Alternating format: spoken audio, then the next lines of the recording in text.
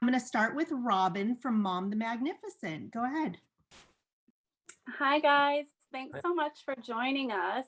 This is a great movie. My kids and I screened it this morning, and it was such a fun film. I think it's going to be an instant classic. So congrats on that. Oh, cool. Thanks. So my question for you is, how do you guys get in the Christmas or holiday spirit? And what are some of your family's favorite Christmas traditions? A little tradition from my family is my parents, or I guess Santa. There's always when we like wake up on Christmas Day, there's always vanilla and chocolate covered pretzels that are hung on the tree on each one of the little rings, and then while you're opening the presents, you like take one, and then and then it's really nice though. It's super cool. I love that tradition. How fun. Yeah. I am gobsmacked that Winslow, his parents are Mr. and Mrs. Claus. Like, right? I think we need to take a moment to appreciate that, because that's cool. Sure is. Traditions for my family. We usually open some gifts on Christmas Eve, and then most of the gifts on Christmas morning post Santa Claus arriving. We usually make cinnamon rolls in the morning, which is always kind of a great thing because it's a sugar fix that you need when you're listening from a little sleep deprivation. And then otherwise, my parents, our kids' grandparents, and my husband's parents, rather than all of us spending the holidays together because they have their own lives, they usually come in and stay with us for the 4 or 5 days, like the 19th, 20th, 21st, 22nd. And so we do our gifting and all of our Christmas there, which is wonderful because it expands the celebrating and all. So we get to have focused time with the grandparents, do their gift exchange, then they kick them to the curb. And then we get to have our families, like our nuclear families, Christmas gift exchange on Christmas Eve and Christmas morning. How special. You have a week-long Christmas for your kids. Yeah, we milk it for all it's worth. And by milk, I mean eggnog. I love it. Well, thank you guys. And thank you for this wonderful movie. Cheers, thanks. Yeah. It's like Christmaka almost. You've got almost 8 nights of Christmas. There you go. Amy Fulcher from As the Bunny Hops, you're up. Hi guys. First of all, Neil, I have to say it's an honor to be here with like the OG blogger. That is the OG blogger. Although I don't think the internet was happening back then even. So he was just blogging independently. But so honored to talk to you, but Winslow, I've got a question. I loved watching the movie getting all nostalgic for the late 80s. What was it like for you getting to experience that period of time since you weren't around for it the first time? It was great. I liked it. It was a lot of fun. It was a lot of fun getting to see what that all was like, and just see, I don't know, how it all was and how it all worked out. Desperate to grow a mullet. Well, yeah, I guess that was kind of a mullet. Yeah, I did have a little bit of a mullet. I really had to grow a mullet on Timmy Failure, which is another movie I had done, and I had a really long mullet for that one. He pegs his pants now. What? Exactly. But yeah, so it was a lot of fun just getting to see like how the whole thing works. And I mean, I knew about the NES, I knew about all that stuff. I mean, I don't really know how like really important that was. But you know, it was really cool learning about all of that and just getting to immerse myself into the role. That's awesome. Thank you so much. Yeah. Thank you. Mike Lee, your turn. Hi. This is for Neil, actually. I was just wondering how much of yourself you saw in your character, and does he display the same kind of storytelling styles as you do? Great question, and absolutely 100%. It was weird reading the script because it sounded exactly like the way I actually talk to my daughter.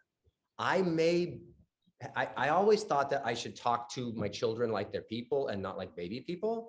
That was a weird thing for me. I just haven't, when I grew up, I didn't like when people talked to me like I was just didn't understand how sentences worked. And so I never did that. And now that they're 11, chaos. They know too much. It's exhausting. But I recognized that in the script, older Jake Winslow's talking to his daughter in very normal terms, like a regular person. And I loved that. And his sense of humor is very similar to my vocal cadence. So it was super easy to hop into that. Thank you. Welcome. I love that. Monica Young. Good morning. Thank you for being here with us. My question is for Neil. The message of the movie is kind of about the holidays or Christmas is more about being present than getting presents. If you could get anything for the holidays, what would you get? What would you ask for? Given the setup for your question, that's a funny question. Since the movie's about being with your family, what gift do you want? What do I want more than anything right now? A long nap, a pill that makes a 2-hour nap an 8-hour experience, an 8th day of the week, or I've always wanted a tarantula. That seems cool. Thank you so much. No tarantulas. Arachnophobia here. That's a hard no for me. Here's the thing about tarantulas, and I'm not going to go on a long diatribe about it, but they don't bite. They're like, actually tarantulas, the sad spider, right? Because it's so scary looking. Yes. But they're sweet. They're like kind of sweet. So I think it would be fun to own one because you could get over the initial fear of having a tarantula, and then you have this sweet little fuzzy tarantula. All right, I'm going to let you have it, but that's Okay. a hard pass for me. Okay. Vina, Max is now officially sleeping, so you can ask a question. Ask a dirty question because he's out. Oh wait, Winslow's here. Never mind. No dirty questions. This question is for you, Neil. I'm actually just curious. I mean, we all grew up in the 80s and it was so nostalgic, this movie, like, you know, on the quest for the Nintendo. What was it like for you in the 80s, and were you on a personal quest for a Nintendo? Yeah, we were an in television family. There was sort of the Atari versus in television. And so we were team in television, which was very hilariously strange because the controller, if you don't know, the Intellivision was like this long, and you had film strippy kind of things that you had to pull out and put in a new film strip for the football game that you would play on the same button pads. So I guess, but once the tech started in earnest, like everyone wanted the new one. I wanted the new Wii. I wanted the new Xbox. I wanted like the new thing that was bright and shiny and technological. And truth be told, I would play each of those game systems like 6 times because they take a long time. Playing one of these games is no joke. You can't just play. Like my favorite games now are, I guess because I'm an old man, are the ones that you can finish, you know, like The Room or something where you can play it and then be done with it. These open world games are amazing to watch, but I can't go down that rabbit hole. I feel you. I'm a Pac-Man girl. So I mean, like people purposefully buy games based off of game time, which is like basically the average. It's the average that it takes to finish the game. So if it means people buy it for longer, meaning like if there's like, that means that, you know, out of one game you could get 50 hours of game time. That's why they buy it, because they buy it because it gives you 50 hours. That's exhausting. Like, why play Roblox? I mean, I have a problem with this. But wait, Winslow. I do not play Roblox. Here's my other question. My kids watch other people playing the games. What's that about? Well, that's just like, we have 3 hours. I don't know. It's cool to watch somebody playing your favorite game. I get it. You don't get it, but like, I don't know how to explain it to you. And then, I don't know. I know. I put you on the spot. Sorry. Tobin, why don't you ask a better question than I did? Oh man, what a lead up. Hey guys, I'm gonna ask this of both of you. I want Winslow to go first though, because we're parent bloggers. We will be asked this by our followers all the time during the holiday season. How old must my kid be before they get the cell phone that you wouldn't give your daughter in the movie? So how old for a cell phone, Winslow? Well, I got a cell phone when I was 10. Okay. And so I've had it for 2 years. But I use it to contact my parents. I use it to contact my friends when I need to talk to them. I use it to watch videos sometimes. And then, yeah, that's basically all I use it for. I mean, it's like. That's basically all you use it for. That's basically all I use it for. I mean, well, yeah. I mean, and I use it for like GPS and stuff, but yeah, I think it's a good thing because like, well, even if so if you really, you can't even answer that question. You can't answer. I think it's a good thing because. Well, I said because. Well, even if you have really a problem with it, you can set parental controls on your thing, which is like, whatever. Not gonna get into that. That's a controversial topic.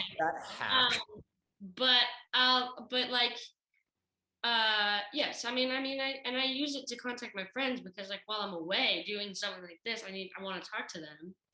So I talk to them, and then like, if you think about it, there's only, if I can't see them in person because I'm here, then I play video games with them because it's like one of my only ways to socialize with them. So there you go. Tobin, I will answer in my own way, and I will speak for Winslow, even though he didn't ask me to. Winslow, unique to most kids, I think. He's on set a lot. He has an actual parent that's nearby, like family away. He's not with his family in his town all the time, right? So right now he's in Atlanta filming a movie, the rest of his family. So I can kind of give him a bye for the cell phone at a younger age. The correct answer is 35 years old. And I don't think that will ever happen. My kids are just now 11 and they don't understand why they can't have phones. And I'm running out of excuses because I don't quite know why they can't have a phone either, because they should be able to communicate with me. They have iPads, they can text with their friends. They're looking at YouTube videos of hacks of how to bypass, like they're far savvier than they need to be. And I don't know how to stop it. So I don't know the answer to this. Someone will make $1 bajillion, which Winslow is an actual figure. If they can make a cell phone in 2022-3 is for kids. Why is no one doing this? The Apple phone, the iPhone, really? That's what it is. You were laughing at that. Parental controls are. That's literally what they are. Oh, and then you hack the phone and then you can customize an Apple phone and make it. Don't even start. All right, I feel like we might need to table this, but I do like what you're saying. Wait, I need to know what Tobin's answer is to this. Oh, right, of course. My rule so far is middle school. So for us, that's 6th grade. Okay. That's a good thing. That's good. That's 11. That's Wait, 6th grade is not 11. 6th grade is 13. 11, 12. 11, 12. 11, 12. I am 7th grade. I'm 12, 13. So my rationale is we don't pick the middle schoolers up from school. They ride their bikes home. So there's a period of time where they could have an emergency. Now, our emergency usually means a lot of YouTube. So fair. Thanks, guys. Like it.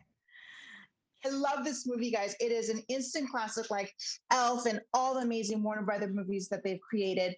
My question was, when you guys received the script, what drew you to the script to say, this is what I want to do? I got the script and I was kind of, I don't know, I was initially reticent because I thought it was going to be basic and kind of formulaic, right? So I started reading it, and as I continued to read it, I got a very strong Christmas story vibe to it, and I laughed at the sense of humor level. I'm a big sense of humor for kids advocate. I think that kids want to think that they're smarter and be in on the joke more than just bad knock jokes and stuff. That kind of Jim Henson sense of humor where Ernie and Bert are funny base and also meta. And so I liked that this had that the kids talked to each other in fun, regular ways, that the adult was able to sort of change the narrative if his contemporary daughter asked questions. And so the script itself was super duper legitimately funny. And I think what the film accomplished through editing and performances is allow it to be more heartfelt, more sentimental, which when we were filming it, I honestly wasn't expecting it to be that much. I thought it was going to be more straight shot Christmas story 80s style. And in turn, when I watched it with my kids, we were all like, oh, this is really kind of a sweet movie at the end of the day, which is bonus. All right, you guys, I realize we're running tight on time and it's my fault. Sorry. I'm so sorry. So Christina, I'm going to have you go next. Sorry, you guys. Okay, I'll make it quick. Is there a favorite scene in the movie or a favorite memory while you were filming? Winslow, you take this. Oh, no, you go first. Well, I only filmed for 3 days on the movie, so you have a lot more fun. You have a lot less to choose from. You can go first. Favorite scene in the movie. I loved the kid that talked about eating erasers and stuff with the glasses. Yes. He's really funny. I don't know if that. His real name is Jacob Laval. He's a great actor. All his stuff made me laugh. The throwing up scene made me laugh. It was too much. And the King of the Mountain scene made me laugh. Like all of those like slow-mo. I thought those were funny. Those were all awesome. I loved that for sure. And I love all the roller skating stuff. Was super fun to shoot. Because that was all like, we just got to like roller skate for like hours. That was really fun. All of the for sure, all of the snow mountain stuff, I love shooting that. There was like a 30-foot snow mountain that was real, and they just tumbled us down it, and it was so fun. I mean, it was really cold because it was all real snow, and I was wearing jeans and probably 2 other layers under that. And it soaked all the way through. My butt was freezing. I was so cold, but it was worth it. It was fun. It was fun. Thank you guys. Okay, we have one really fast question from Ashley, and then we have to wrap. And everyone should ask a question. Can't we push the other ones? This is so much fun. Right? Isn't this fun? I know. Ash, go ahead. Hi guys, thank you so much for taking the time. We loved the movie. I mean, I grew up in the 80s, so I had the Cabbage Patch doll and the Nintendo system, so I was super cool. But this question is for both of you. If you had to, what's your ideal action plan for getting that, I don't know, the hottest gaming system out there now? So Winslow, you had like a whole plan in the movie, so what would you do now? Oh my, okay. So I would get on my iPad, Amazon.com, order, boom, done.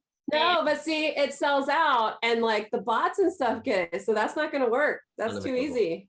Okay. So then I would go, okay. So what if my parents, say my parents, let's make this even harder. My parents don't want me to have this. So what I would have to do is, Can I answer this question for you, Winslow? I can help you. Sure, fine. Let's hack this answer in a good way. You're starring in a film, and that is going to allow you a little bit of access via Warner Brothers people. Everyone on this Zoom screen right now is like nice to Risa, right? Because we're getting to do this. You just need to keep telling the Warner Brothers people that you want a thing. And you just keep like, wow, if I could only have that one thing that I can't seem to get. They know people. That's what I think you should do. You should just keep like looking up the chain and then finally getting someone to see the thing. I'm working with Sony right now. I might have to have yes. Is PS5, is that the new thing? What's the thing? That's it. What is the thing, Ashley? Is that the thing that everyone wants right now? I mean, a lot of people are after the PS5. We haven't found one yet, so. I was trying to take some notes, but you know, Amazon's not going to work for me. Talk to Winslow's parents. They'll bring one down the chimney for No, you.